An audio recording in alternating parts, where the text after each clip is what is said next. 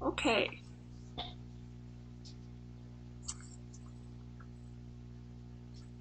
And just thank you everybody for joining us this morning. Just would like to say good morning, and hopefully anybody that is dealing with the snow and the weather this morning had some safe travels this morning. I'd like to start with just some basic housekeeping. First, for those of you that have uh, recorded attendance with the GoToWebinar, we'll be getting certificates emailed to you along with a copy of the PowerPoint and a survey. We would ask you to complete that survey and get it back to us. We sure do appreciate that. Also, you'll notice that the GoToWebinar, there is a chat box that you have access to. We do appreciate, if you have any questions, please feel free to use that chat box and ask those during the webinar. If we ask any questions of you guys as the audience, please feel free to participate in that way as well, utilizing that chat box. With that, for just some brief introductions, my name is June Klein. I am a neuro resource facilitator with the Brain Injury Alliance of Iowa. I am in our Waterloo office, serving Northeast and North Central Iowa. And I am co-presenting today. I have the pleasure of having worked with Monica, and I'll have her introduce herself. Good morning. Thank you, June. Yes, my name is Monica Goedken-Abramowitz, and I am with the Iowa Coalition Against Domestic Violence. And here I work as a program development specialist, which means that I help provide training and technical assistance to member programs and our allied professionals in the community, as well as I am the AmeriCorps program director for our HEAT AmeriCorps program. Thank you for being with us this morning. Thank you. Okay, so we'll go ahead and get right into it. We got together with the Iowa Coalition Against Domestic Violence, wanting to have some discussion around the prevalence of brain injury and domestic violence, and Monica spent some time. Monica and I spent some time discussing where we wanted to go today, and with that, we just really talked around what it meant to be a professional in this field, and I really came to thinking about it being difficult to be an expert when it comes to human behavior, especially when we're talking about following an injury, a brain injury or trauma. And we talked about what we wanted people to really take away from today. And while we're going to talk about some statistics and how brain injury occurs, today, we truly do want people coming away with this in a helping role with an understanding of the importance of empathy, the understanding of what our perspective of our role is and how that influences how we're going to be able to help people and how we're going to be able to provide effective services. Before we're labeling somebody as difficult or hard to work with or challenging, stopping to remember that we're not sure what shoes they're filling. We don't know where they're coming from, and that's a place that, to be in a helping role, we need to stop and think about that sometimes. And labeling somebody as difficult to work with, it doesn't do any good for their outcome or our own if we have goals to be in a helping profession. And when we see somebody presenting symptoms of their trauma, of their illness, or their traumatic brain injury, they are really presenting a need for our support or some, at an increased level, needing additional support than what they may have already. So let's go ahead and get into some basic statistics on brain injury. Currently, the statistics show, and I am going to read the stats off this slide, 1.7 million people sustain a brain injury, traumatic brain injury in the United States each year. And from this, you can see 52,000 die, 275,000 are hospitalized. And 1.3 million people are treated and released from the ER every year. 95,000 Iowans are currently living with long-term disabilities from acquired brain injury. And acquired brain injury is an all-encompassing term. When we talk about definitions, acquired brain injury is an event after birth, which can be internal or external force resulting in a permanent or temporary change in the brain. It does not include neurodegenerative disorders, but it does include traumatic brain injuries, which may be bumps or blows to the head, penetrations of the skulls. So when we look at those numbers, 95,000 Iowans, here in Iowa, that is about 3% of our population if we look at 2012's census. So it really is all around us. When we're taking into consideration our presentation today, we also think about how many people don't seek out assistance. How many people don't go in and seek medical care, maybe because they are ashamed to or are prevented to seek out medical care.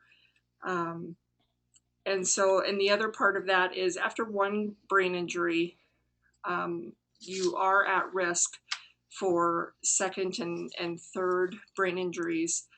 Your risk increases. So a second brain injury, your risk increases by 3 times, and a fourth brain injury by 8 times.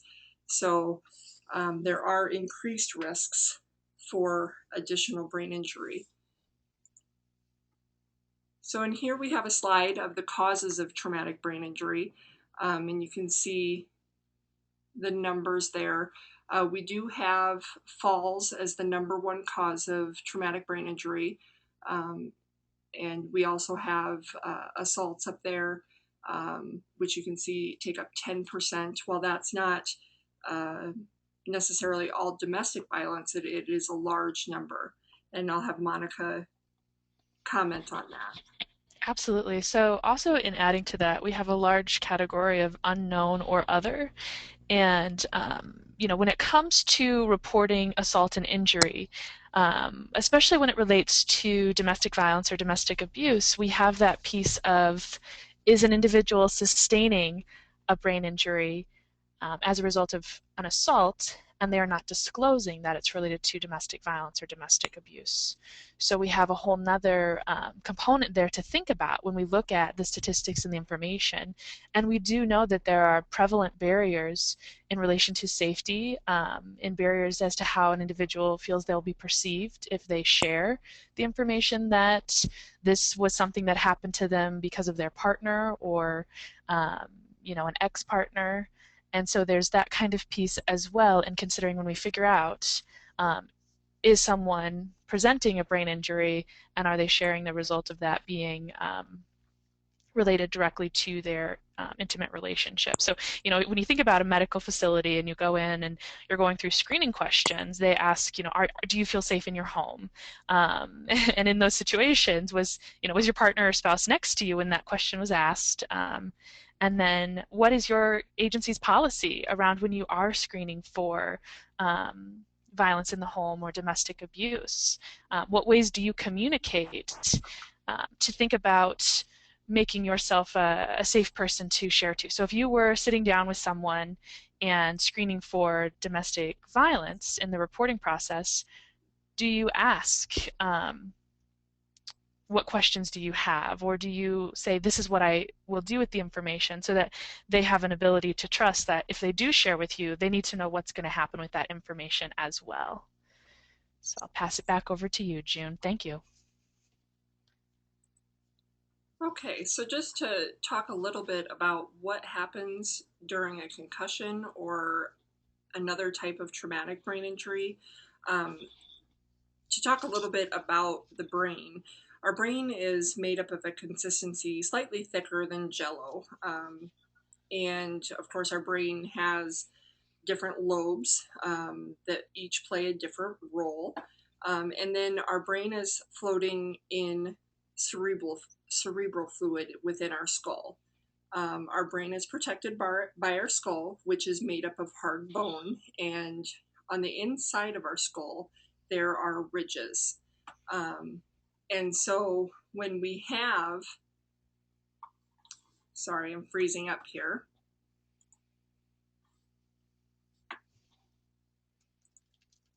Okay. And so when we have an injury or an impact to um, our head can be thrown in any direction or experience direct impact. So that could be, we may be hit or thrown or shaken, and the brain can experience rapid movement within the skull, which can cause injury. Um, so this is just showing an example here um, of the head being thrown forward and the brain coming back through, the energy throwing the brain back through the skull. And then the brain collides with the skull. Something to make note of here is the head does not actually have to make contact with anything for there to be a brain injury. There can be a brain injury that happens within the skull when the brain collides with that bone for there to be a brain injury.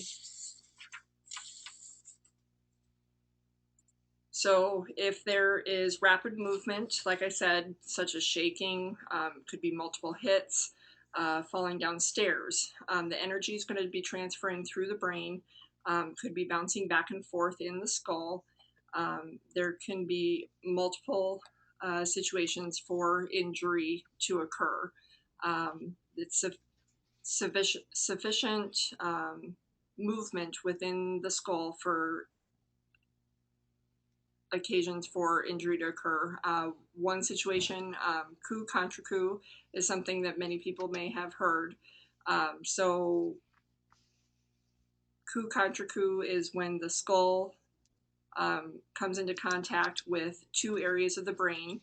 So here you're seeing the brain going back and forth from the front of the head to the back of the head, coming into contact. And so you're going to have impact on the back and the front, and having injuries to the skull on both areas. The other type of injury that can occur with the energy transfers through the brain when the brain is going back and forth is that you can have tearing and shearing of those cells within the brain. Also tearing against the skull. And then, of course, you can also have injuries from just the blunt force trauma from outside of the head, or even penetrating injuries can occur. So then we go into what actually can happen to a person after that injury, after the physical injury happens. We see that there can be cognitive changes in a person. And every person's going to experience a brain injury differently. Therefore, as helping professionals, we can't respond the same to every person. Our role is going to be to approach that person and discover how we can support them in discovering what their goals are, discover what their challenges are with them. Our role isn't necessarily to identify and point them out and tell them what their challenges are, but to help them identify how to bridge the gaps to meet their goals. Whether they may be employment or school or safety. It may be day-to-day tasks, helping people relearn how to get dressed, how to brush their teeth. So it may be a whole gamut of things, depending on what your role is and where you're at. So looking at some cognitive things, you may be working with someone that has reduced concentration, an inability to divide and conquer tasks. So giving somebody a whole list of things to do before your next appointment, or before you come back that afternoon or come home that afternoon, may be very difficult for them to do. You may have somebody that has slow processing, so it may be difficult for them to participate in a conversation. Difficulty completing paperwork because their ability to read has changed. Difficulty responding to questions because they may have um, difficulty forming words and responding to those things. Memory deficits may be occurring. Not everybody that has a brain injury has memory deficits, but they may be there. And language barriers may have occurred. So here are just some things that may be challenges cognitively that somebody you're helping may be occurring. So here are some physical changes that somebody might be experiencing. A person may not have had physical injuries to their body, but may be experiencing physical reactions due to their brain injury. Um, don't forget that our brain controls our body and how our body reacts. So you may be supporting someone that has challenges or lost use of different body parts. So they may be experiencing balance issues. They may be having difficulty controlling their hands or their arms. They may no longer be able to drive. They may be experiencing a lot of pain. They may not react to medication the same as they used to.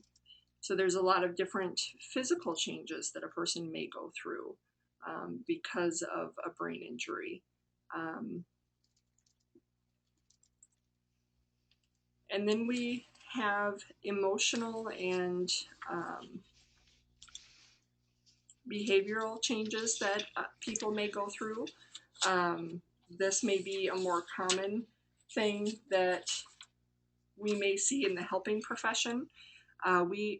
We may have to remind ourselves that emotional changes are an expression of symptoms of trauma, and while they may be challenging, we should not be labeling a person by that behavior or as a challenging person. Behaviors, again, are expression or a response to meet a need or a response that a need is not being met. Sometimes a brain injury changes that natural response. But that need is still there. Sometimes a brain injury can change the wiring of our brain. So we may, that stop button that many of us have, that's our social stop button that says, don't say those things in public that you're thinking, or that activity is too risky, those kinds of things. May be turned off for some people that have experienced a frontal lobe injury, for example. Um, there may be lack of motivation. So those are some examples of some emotional changes that you may see in somebody with a brain injury. And these are just very basic, just very small amounts of examples that you may see. There are many, many, many more examples of changes and challenges that you may see.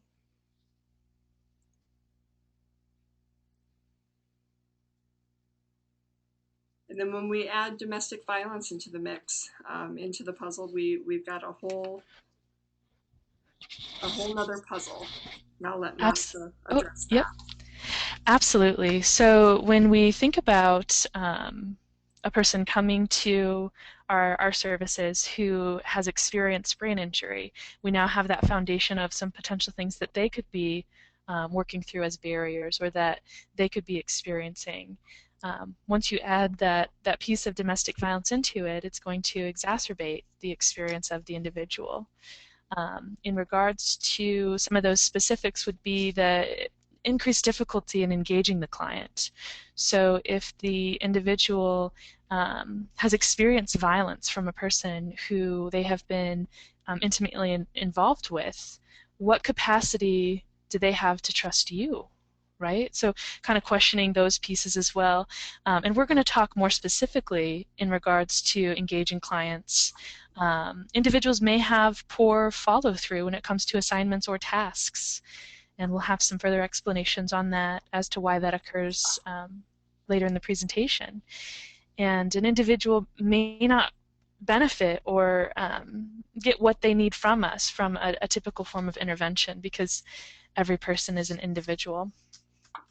So we can go ahead and move forward to the next slide.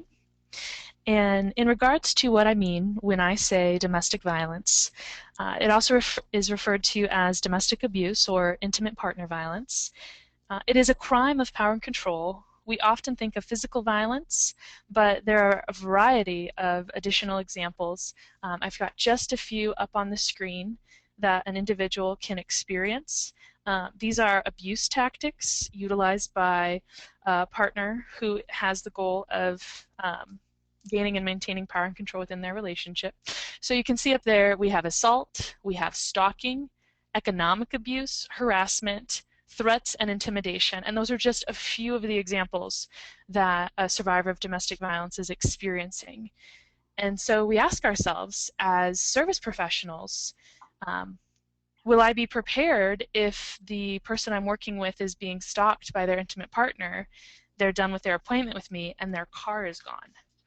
Or will I be prepared in situations that could be that piece of, can I be a support person? Do I know who the advocate is at my local domestic violence outreach program who I can contact and say, I need some resources, I need some support in navigating this? We'll talk a little bit more about this when it comes to some of those challenges for the change for an individual. A specific example of an abuse tactic that could relate to individuals who have experienced traumatic brain injury or have mental illness as a result of a brain injury might be the abusive partner discrediting the individual who's experiencing mental illness or who has symptoms related to traumatic brain injury. An example might be saying, well, I had to restrain them, they weren't taking their medicine, or denying that individual access to services, hiding medications, tampering with their medication. So those are definite examples of how additional barriers are present in the lives of people who have potentially experienced both traumatic brain injury as well as domestic violence. So some of those challenges, just to talk about a few today, you can see an individual's in crisis. They have a person in their life who is harassing them, who's stalking them, who is asserting their power and control over them, using threats and intimidation. The whole array of where they are at is absolutely a crisis situation. From this slide, the two pieces I'd like to focus on are abuser sabotage as well as survival as a priority.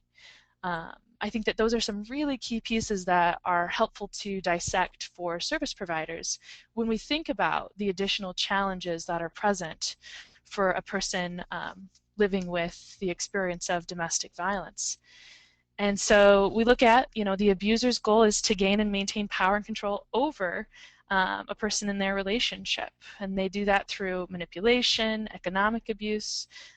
There are a variety of tactics involved, and that translates into an abusive person's sabotage. And so what I mean by that is they would get in the way of goals or create additional barriers. An example might be they know that their partner or ex or their spouse has an appointment and they go out the night before and let all of the air out of their tires. Perhaps they are hiding documents or randomly shutting off a person's cell phone or intentionally shutting off a person's cell phone that they're involved in a relationship with to exert their power and control in the relationship. In addition to that, maybe they're throwing away mail.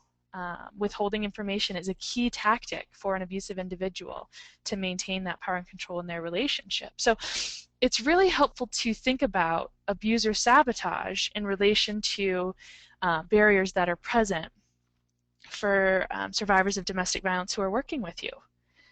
Maybe they had the best of intentions to get to that appointment and there was a situation that occurred. And so maybe they didn't receive that mail. So think about our follow-up, our communication styles, and how we're able to do that not only more effectively as to what do we do if our primary communication fails. We go to call their cell phone and the number does not exist anymore, and looking at some of those pieces. The other component I said I was going to talk on is that survival as a priority. So we have psychology in understanding where people come from when they're experiencing hostage situations or when they've been brainwashed. Um, we have more information around trauma and how it impacts people. And so a survivor of domestic violence is experiencing these things to a heightened level. You know, that is their reality and their day to day. And so they are continuing to go on and they are continuing to function. And they may have the best intent and the hope to benefit from your services and to engage in a good setting or to have a good communication style with you. But that will absolutely go out the window. You know, to-do lists or goals, they are gone when a person is faced with the priority to survive, when their life is threatened, when they have to make those hard choices as to how am I going to respond in this setting. So I think that those are really key pieces in understanding our challenges as service providers. And so it gets more complicated, you know, in looking at a variety of components to add to it. An individual is missing their appointments. That is going to add to their stress and their anxiety. You know, maybe they are having that heightened depression in regards to how they reflect on their life and what worth they feel that they have and what messaging they've been receiving from their abusive partner or ex. Being exhausted, you know, getting tired easily. And so I think that, you know, we look at specific examples. So meeting a person where they're at can get really complicated when it comes to an individual coming from a place of trauma. And so, you know, when we think about a person's ability to concentrate when they've experienced domestic violence. And so looking into that, who here would miss an appointment if the night before they were unable to sleep because after a verbal dispute with their spouse, they were sexually assaulted by that person? You know, so this is a reality for the people who we're working with. Some people are able to sift through barriers and still make it to those appointments having experienced the same thing. So you may come into your office today and work with a person, and that's what they are coming from. That's where they're at. And so it's really important that we're able to understand and give individuals grace as to where they're coming from. If someone has a short fuse with you, or they're having a hard time regulating their emotions, or there's other things going on, there's a lot more under the surface that we will never know as service providers for those individuals. Until those individuals feel that the service provider is a safe person that they can confide in and that they understand what the service provider will do with the information they share. So that is absolutely a piece that makes it more complicated. But I know that you all have the capacity to challenge yourselves in regards to working with individuals who are coming from the place that they're experiencing fear. They're having that piece of abuser sabotage. They don't understand the paperwork. You know, looking at the piece of survival as a priority. A lack of motivation. And so, you know, understanding that motivation, it plays into where they're coming from, and what can break that down. So if someone's experiencing depression, are they going to feel motivated? If they have an irregular sleep schedule, because it's not safe for them to sleep, or they have nightmares and trauma, you know, post-traumatic stress related to what they experienced. We do also know information about how stress impacts our ability to remember things. So challenging ourselves as service providers, do we have alternative ways to communicate? Are we writing things down or using visuals in different ways to help an individual remember? Or what are we doing to have our follow-up with an individual? And so I know that this is a lot to think about and it can be pretty large scale, but I know that it's very helpful for individuals to think of that level of empathy that June and I are hoping to get across in our PowerPoint today, um, and but also looking at um, how can we allow that space for it to be safe for an individual to share with us where they're coming from, and then also challenging ourselves to make sure that we have the capacity to provide appropriate resources and referrals, which can get into the piece around our intersection between where domestic violence services and brain injury services um, collide, and how a client can be benefited from both of these pieces. Looking at completing assessments for both members of the traumatic brain injury community as well as individuals who've experienced domestic violence. There are a lot of great ways to partner, great ways to collaborate. I would encourage you all to get cross-training from both of these sectors. You will absolutely be able to expand your horizons when it comes to working with individuals who will be coming through your doors. June, did you have anything to add to that? You said it, Monica. I just was going to address, really researching and being aware of who's out there in your community to consult with and refer to in terms of researching. I know I've had a couple of questions that have come through that are topics that I can't answer in regards to statistics on brain injury, and I'm the first one to say whether or not I can or cannot answer something, but I will do research and I will reach across and ask other people for assistance and find out what those answers are and get back to people. So I think it's important that in the helping field that we reach out and ask those questions and get education and know that we don't have to be experts in all fields, but know when to ask for help as well. I think that just helps the folks that we're helping um, even more. And so I think with that, I'd like to go into hopefully a little bit of participation from our audience um, in regards to talking about compensation techniques. Again, going back to when we opened, having those client centered goals, um, we can't have um, that cookie cutter approach when we um, have goals that are all going to be different. We have people coming in with different challenges, different goals, and so our agenda has to be centered around what a person needs and what a person wants.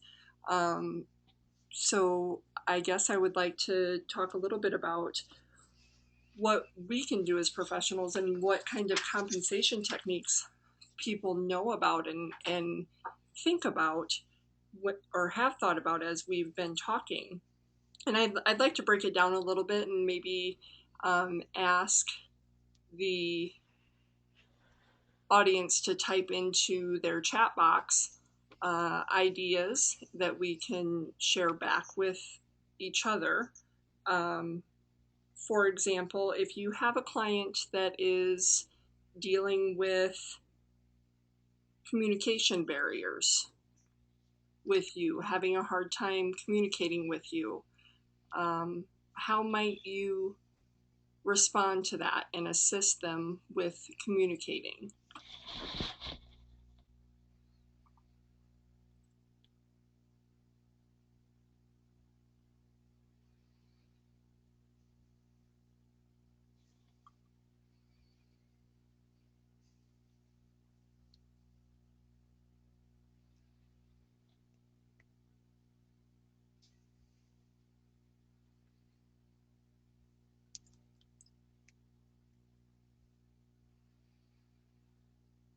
Okay, I'm getting a couple of responses here. That's great.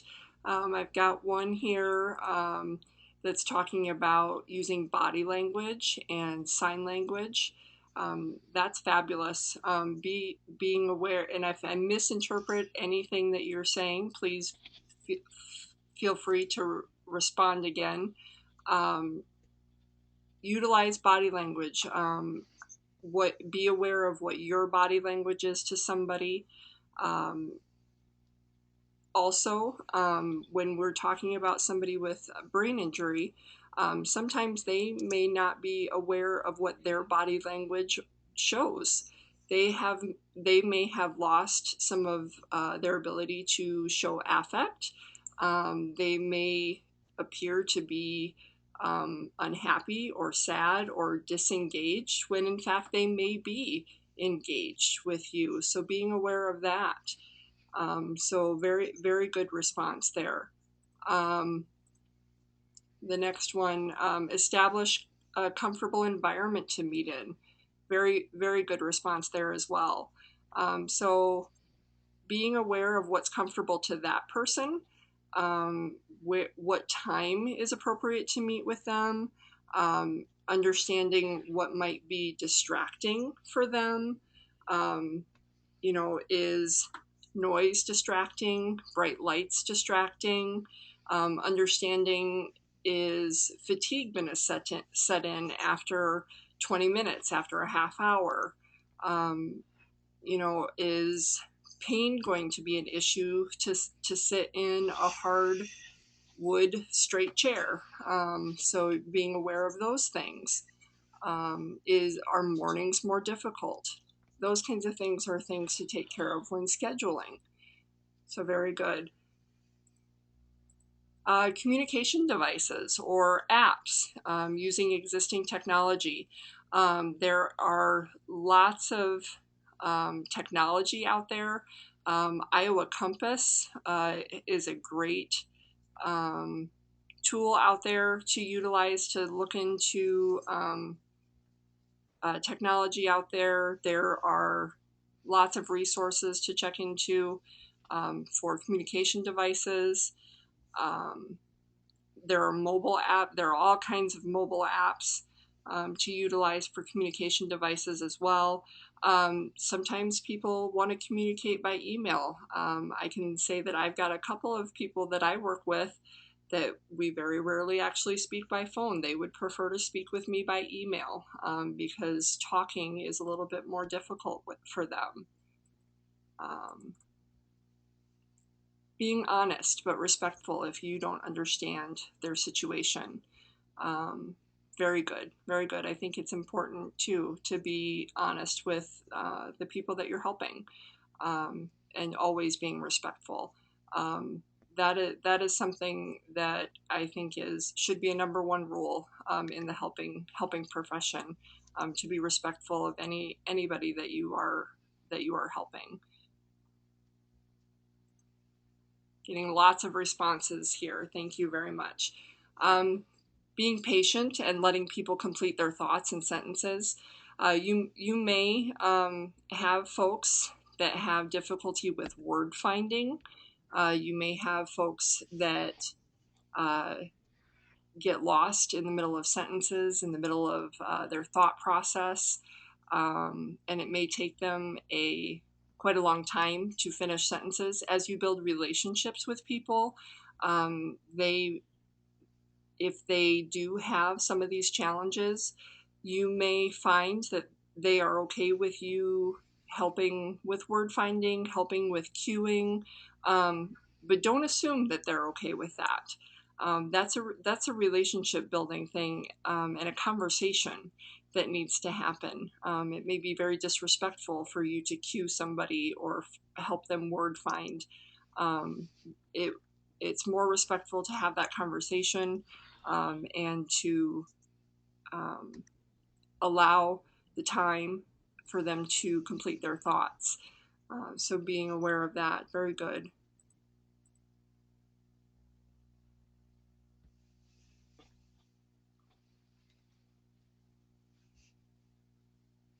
Let's see. Got a comment here. It's really about getting to know the person, how they communicate best. talking to families or others involved in their lives, making sure that once you're familiar with how they communicate, documenting it so others on the team that are aware of this. For example, when I'm hungry, I frown and point to my stomach. Um, Struggling to remember names of certain foods, so utilizing picture cards to communicating those. Very good examples there.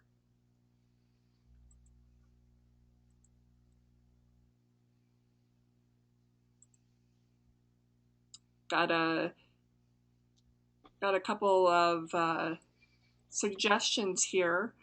There's an app that somebody's suggesting here, Common Board and Prolo 2 Go. That somebody's suggesting for an app. Texting with a lot of clients. Sensory apps are another option. I do have a question that's come up here to go through. How would you encourage a family who both suffer from brain injury, where there's a wife concerned about her husband's episodes of anger, and he's not acknowledging the effects of his family, including a newborn baby? I think this is definitely one where I think it's something that you definitely would reach across lines of multiple fields, involving somebody from domestic violence or Mhm. counseling, also brain injury. I think there's multiple supports that could be involved there, multiple referrals to get involved in there, and I will get in touch with that person that answered that question. Absolutely, that's a great question too. Please feel free to contact me as well and brainstorming some options and coming from an individual situation perspective and how to approach that. Sure, and absolutely, if there's individual questions like that, um, we've got a slide at the end here with some information regarding contact information and website information to get in contact with us and with Monica's organization as well as ours, that we would be happy to brainstorm how we can provide some support.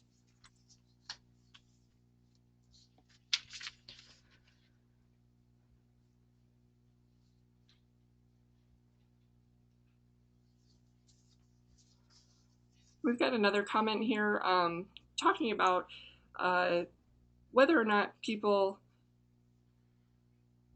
are experiencing brain injury as a result of domestic violence. And yes, that is what we are addressing today, is people who are experiencing brain injury as a result of domestic violence and being in that relationship and um, following the experience of domestic violence and having basically co-occurring um, situations, having the brain injury on top of living in a situation with domestic violence can be very complicated, dealing with challenges of both situations, and trying to collaborate with professionals from both fields, and trying to have us come together to provide support to that person.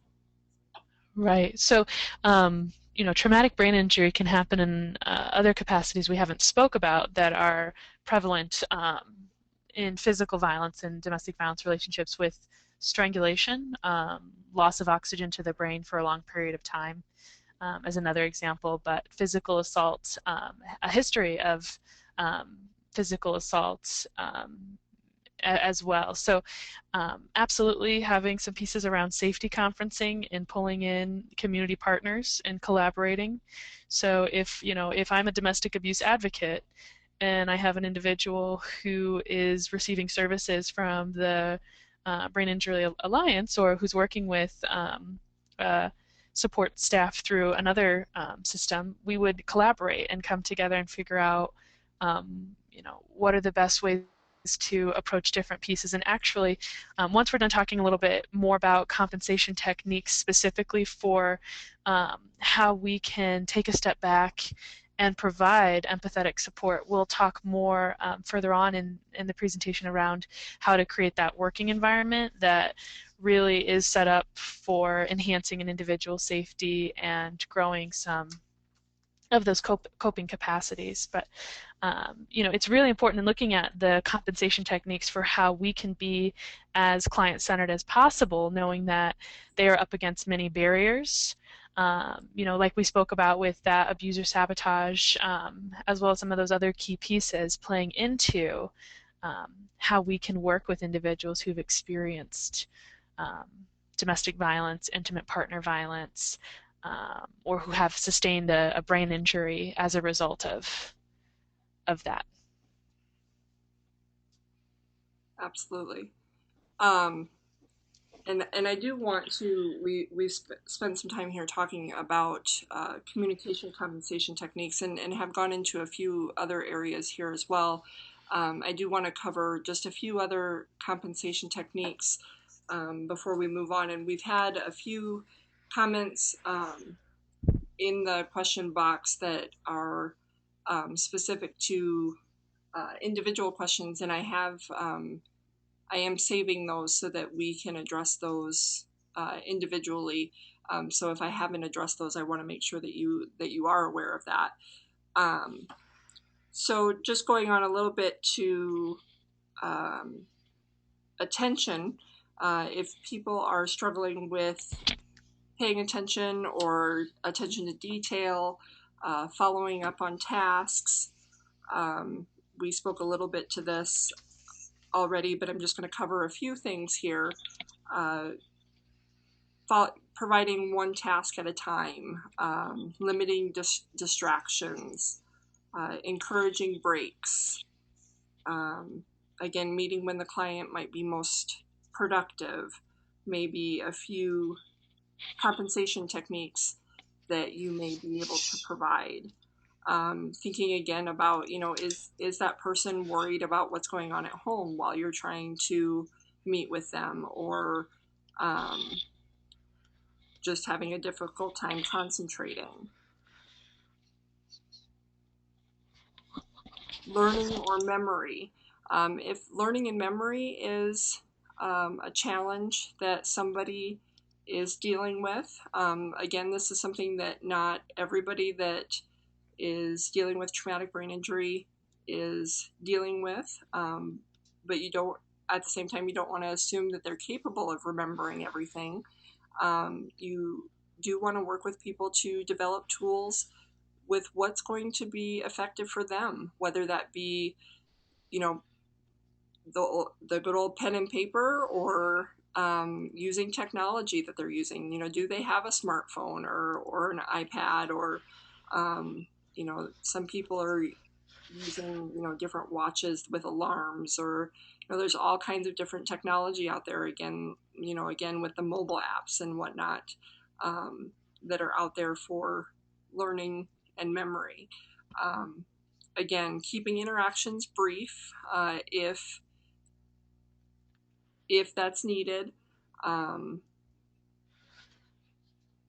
and then reviewing what you guys talked about. If you're discussing a new topic, or discussing um, tasks that somebody needs to do, making sure that they understood what that was, having them repeat it back to you in their own language, so that they know what they're taking away from that. And so, how about maybe some feedback on compensation techniques for dealing with emotions and behavior? So trying to manage emotions and behavior. Do you guys have some techniques in helping people manage those things?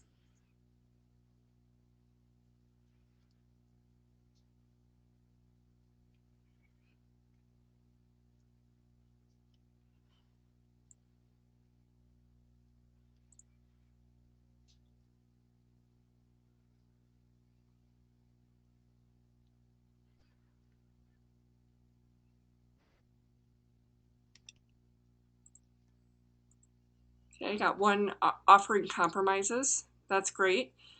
So if you have somebody that is dealing with some maybe explosive behavior, or um, you're having a hard time keeping somebody calm, those kinds of things, offering compromises might be uh, a great option. Establishing what your expectations may be, um, helping people understand what the agenda is a good idea. Providing education, discussing choices, reviewing what the choices are, discussing consequences, remaining neutral,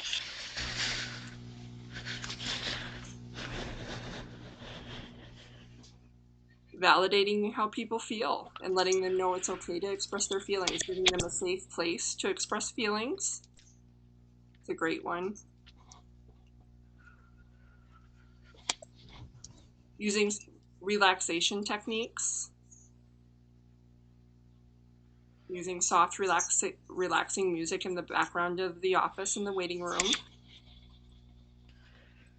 Teaching coping skills,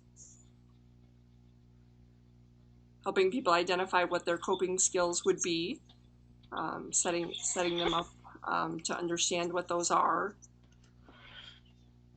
when to use those. Might be listening to music, talking, walking.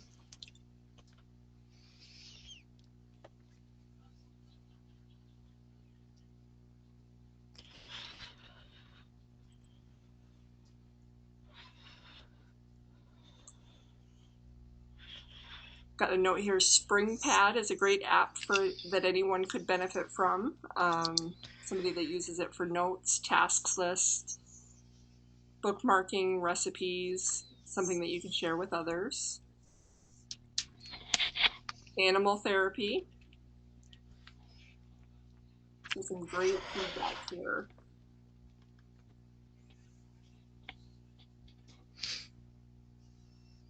Monica, do you have any comments on other compensation techniques?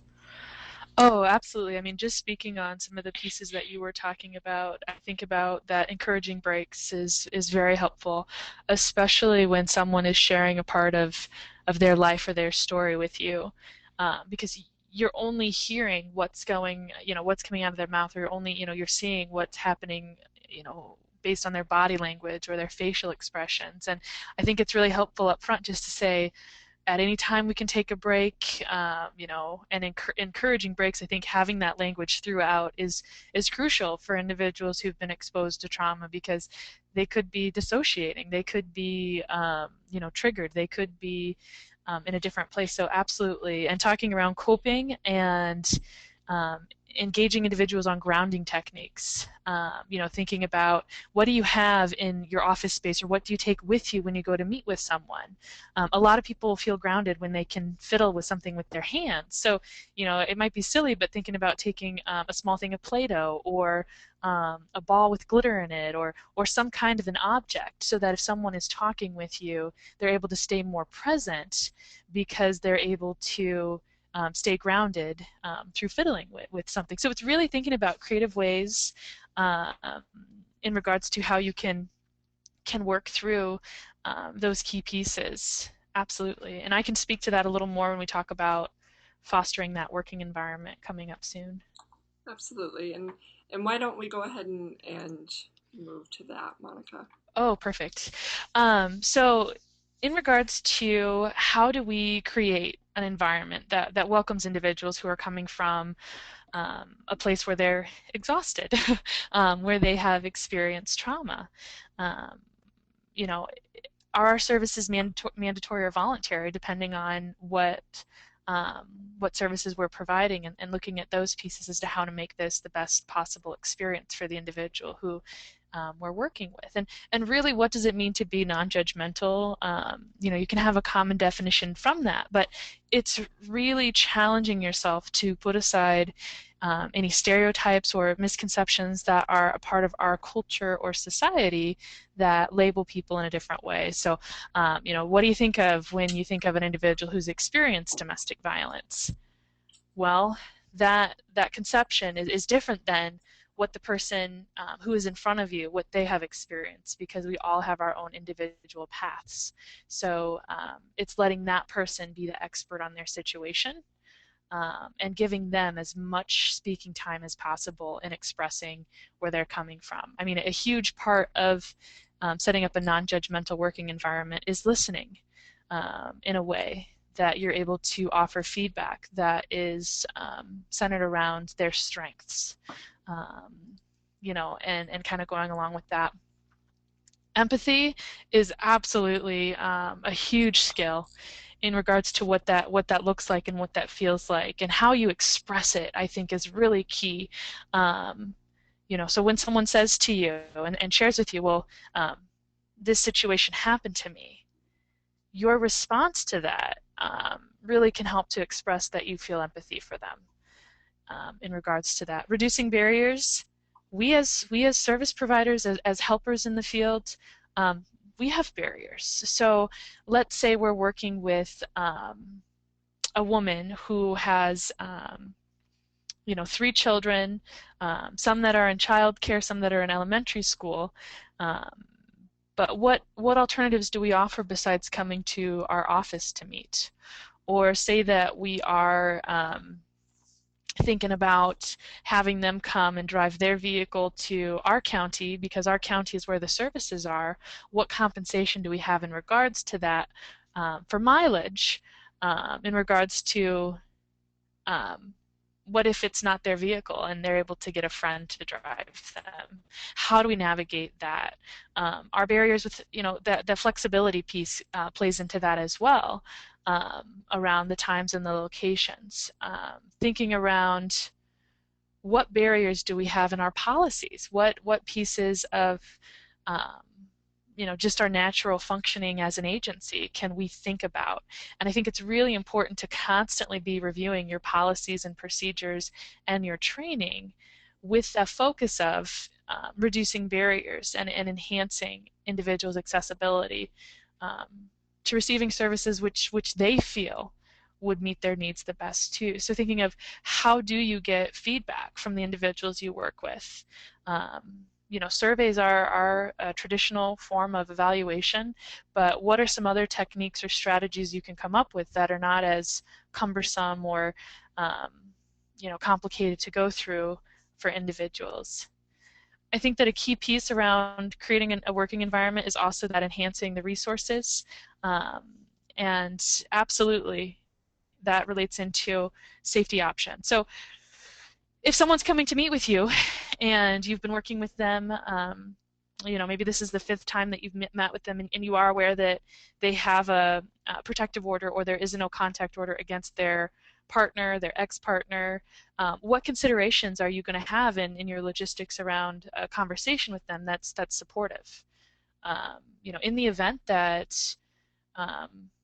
is there anything that I can be supportive on? I just want you to know that in the event that you would like for me to respond in some way, I would be glad to discuss what you would like that to look like, so that we're giving them those empowerment options.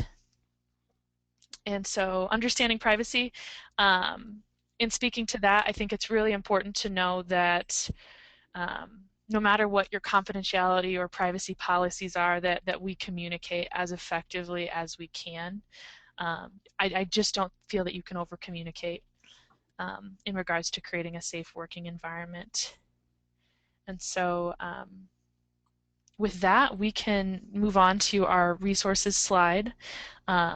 There are a variety of different resources that are out there. Um, we're just getting over our time a little bit with our presentation, so we appreciate you staying with us.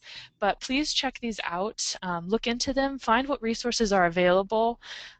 Sometimes that there gets into the place where it's knowing where the source of the resource is, and then being able to have that available to you.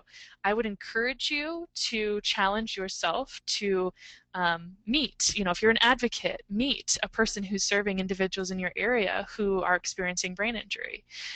If you're a service provider working with individuals with brain injury, I challenge you to reach out and see who's working with victims of crime in your agency. Maybe it's looking into partnerships with victim witness coordinators. So if a victim witness coordinator is working with someone and they need support, do they have a contact at a place that provides services to individuals who are experiencing brain injury? And looking at some of those pieces as well. More than anything today, June and I would like to thank you for your time and your commitment to working with individuals in the community, and know that you have the capacity to challenge yourself in looking back at understanding that where a person is coming from is different than where we're coming from, because we're all individuals. And that key piece that we talked about at the beginning, um, the way that a person is exhibiting their behavior, that is really that expression of the symptoms of the trauma or of the traumatic brain injury. It's not a reflection on that person. And so once we're able to see that as the core piece, we can provide more effective and more empathetic services to individuals. And I think that that is a key piece to take away from today.